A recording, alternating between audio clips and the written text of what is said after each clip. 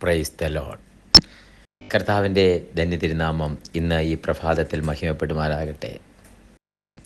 വീണ്ടും ഒരു പുതിയ പ്രഭാതം, പുത്തൻ പുലരി കാണുവാൻ സ്വർഗത്തിലെ ദൈവം നമുക്ക് തന്നിരിക്കുന്ന നല്ല ഭാഗ്യത്തിനായി കർത്താവിനോട് നന്ദി പറഞ്ഞുകൊണ്ട്, ആയുസ്സിനെ ആരോഗ്യത്തെയും ദീർഘിപ്പിച്ചു തന്ന് നമുക്ക് ആയുസ്സിൽ കാണാത്ത ഒരു പുതിയ ദിവസം തന്നു. മാത്രമല്ല, നന്മകളും അനുഗ്രഹങ്ങളും, അനുഗ്രഹിക്കപ്പെട്ട കുടുംബവും പദവിയും ജോലിയും വരുമാനവും തലമുറകളെയും തന്ന് നമ്മളെ മാനിച്ച് അനുഗ്രഹിച്ചിരിക്കുന്ന കർത്താവിൻ്റെ എല്ലാ കൃപകൾക്കുമായി ദൈവത്തോട് നന്ദി പറഞ്ഞുകൊണ്ട്, കർത്താവിനോട് നന്ദി പറഞ്ഞുകൊണ്ട് ഇന്ന് ഈ പ്രഭാതം നന്ദിയോടുകൂടി നമുക്ക് കർത്താവിന് നന്ദി കരയറ്റിക്കൊണ്ട് ഈ പ്രഭാതം നമുക്ക് ആ പ്രാർത്ഥനയോടെ ആരംഭിക്കാം. ആധാരമായി സങ്കീർത്തനങ്ങളുടെ പുസ്തകം 115 അധ്യായം 13 വാക്യം വായിച്ചു കേൾപ്പിക്കുന്നു. അവൻ യഹോവ ഭക്തന്മാരായ ചെറിയവരെയും വലിയവരെയും അനുഗ്രഹിക്കും. അനുഗ്രഹിക്കപ്പെട്ടൊരു വാക്യം. അവൻ എന്ന ദൈവമാണെന്നറിയാം.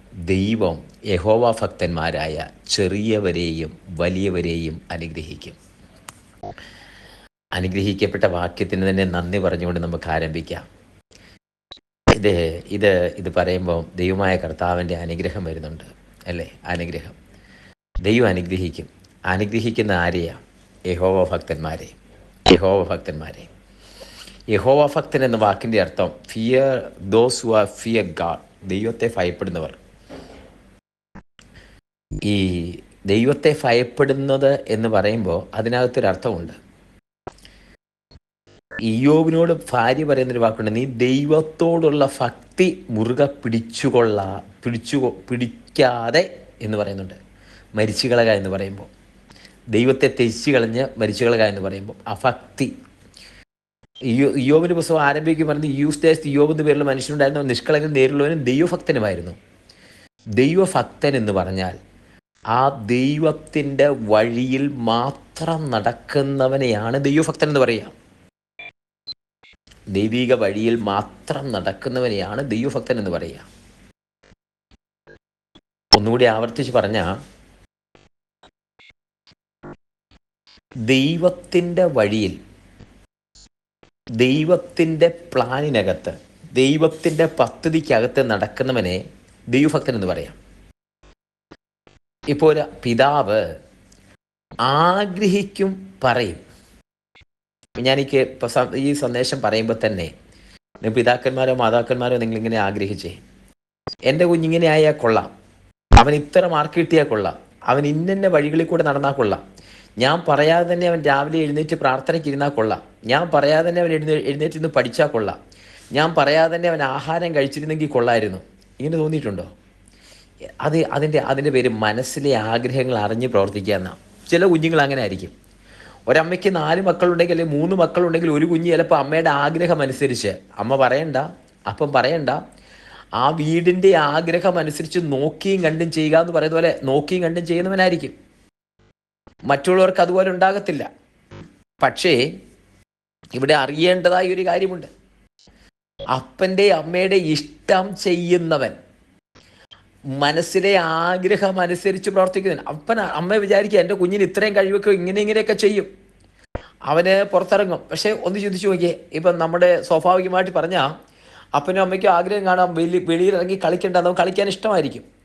ഇത്ര സമയം, അയ്യോ എൻ്റെ കുഞ്ഞ് എത്ര സമയം ഫോൺ കാണുന്നത്. പക്ഷെ ഫോൺ കാണുന്ന അതൊരു ടൈമാണ്. അത് അമ്മയ്ക്കും അപ്പനും ഇഷ്ടമുണ്ടെങ്കിലും കുഞ്ഞിൻ്റെ ഒരു ഹോബിയുണ്ട്. അപ്പോൾ അമ്മയുടെ ഇഷ്ടം ഒന്നും, അപ്പൻ്റെ ഇഷ്ടം ഒന്നും, കുഞ്ഞിൻ്റെ ഇഷ്ടം വേറെ ഒന്നായിരിക്കും, തലമുറയുടെ ഇഷ്ടം വേറെ ഒന്നായിരിക്കും. അപ്പോൾ പിന്നെ പേടിപ്പിക്കും, ശാസിക്കും. ആദ്യം പറയും, പറഞ്ഞിട്ട് കേട്ടില്ലെങ്കിൽ പിന്നെ ശാസിക്കും, പിന്നെ ചില ആവശ്യമുണ്ടെങ്കിൽ അടി കൊടുത്ത് അനുസരിപ്പിക്കും.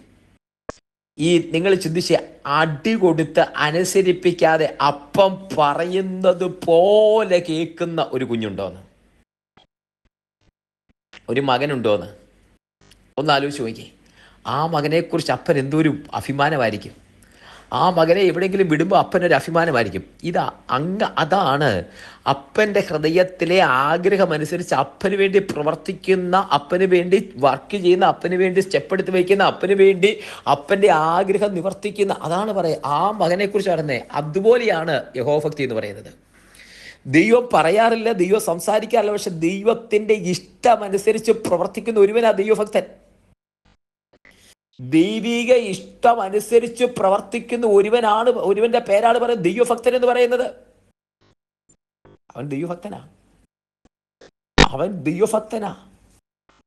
ദൈവഭക്തൻ എന്ന് പറയുന്നത് ദൈവത്തിന്റെ ഇഷ്ടമനുസരിച്ച് പ്രവർത്തിക്കുന്ന ഒരുവൻ, ദൈവിക ഇഷ്ടമനുസരിച്ച് പ്രവർത്തിക്കുന്ന ഒരുവൻ. 1-ാം സങ്കീർത്തനം പറയുന്ന വാക്കില്ലേ,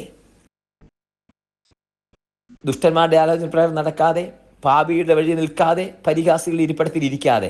ഇത് യഹോവയുടെ ആഗ്രഹമാണ് ഒരുവനെ കുറിച്ച്. യഹോവയുടെ ന്യായപ്രമാണത്തിൽ സന്തോഷിച്ച് അവന്റെ ന്യായപ്രമാണത്തിൽ രാപ്പകൽ ധ്യാനിക്കുന്നവൻ ഭാഗ്യവാൻ. ഇത് ദൈവത്തിന്റെ ആഗ്രഹമാണ്.